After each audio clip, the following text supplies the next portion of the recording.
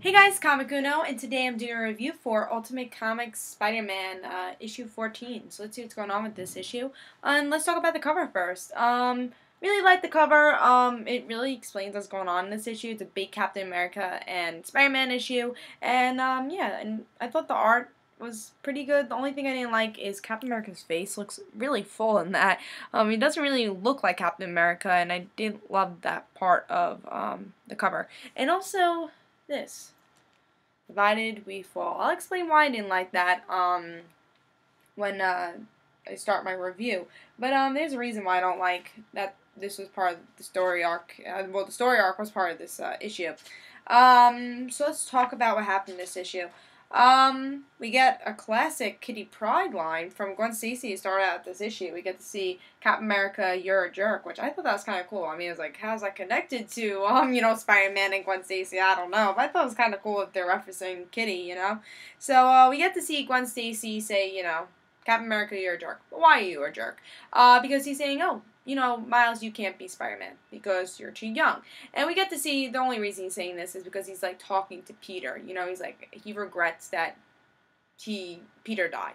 And he's like, oh, because he was too young and I didn't train him. So he's just like kind of feeling regret. And that's why he's not allowing Miles to become Spider-Man. But Aunt May, Gwen, and MJ say, no, he deserves to be Spider-Man, and I think Peter would want that. And I love how, supportive they are, and it really is a nice conversation this whole beginning of this issue, and really enjoyable to get to see them kind of connect with Miles, and it's really nice to see them. And also then we get to see, them say, you say, screw Captain America. Go out there, help him, improve yourself. That's what Peter would do. And, Aunt May kind of passes the torch by giving Miles Peter's web shooters, which was really nice, and I love that. And it was really Aunt May like accepting. All right, Miles is Spider-Man. He could do what Peter did, and I think Peter would want this, and just passes the torch. And I love that. I really love that. So Miles is getting the hang of this. Twip, spider webbing, and web slinging. He does not do that well in the beginning, which I liked. I liked that he's not like, oh, I'm web swinging. I'd never done this before, but I'm good at it. But no, he actually fails for half the time, and then he starts to get used to it. So I really like that they kind of showed that, alright, he can't web sling right now because he just started doing it. He's not perfect. And I love that they do that with this series. Shows that, alright, what am I doing when he's fighting? And they show that in the beginning of the series. And now with the web slinging, it's like, I'm not perfect, but I'm going to try my hardest. So he helps, Miles helps Captain America try to defeat the Rhino, and he does, with his smarts, not with his strength, but he does defeat Rhino, and Captain America, which I thought was pretty hilarious, says, okay, but you need training. Oh, I know. You're gonna train me, right? So, I love that, little scene. We get to see their facial expressions. That was really awesome. So, Captain America accepts Miles is gonna be Spider-Man, and Captain America is gonna train Miles, and I think that should be awesome, and I really can't wait to see more of that.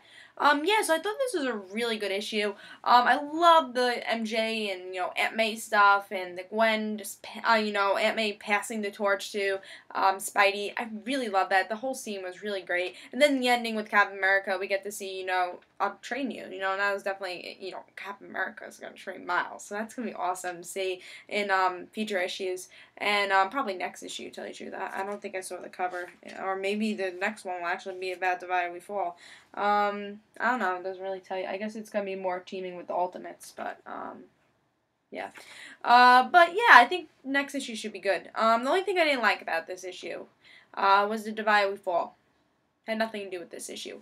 Why put the story arc on the cover if it has nothing to do with the issue? They keep connecting Divided We Fall because I don't know why. I guess to get sales up, but they keep connecting Divided We Fall when yes, it's been very very active in X-Men since the beginning.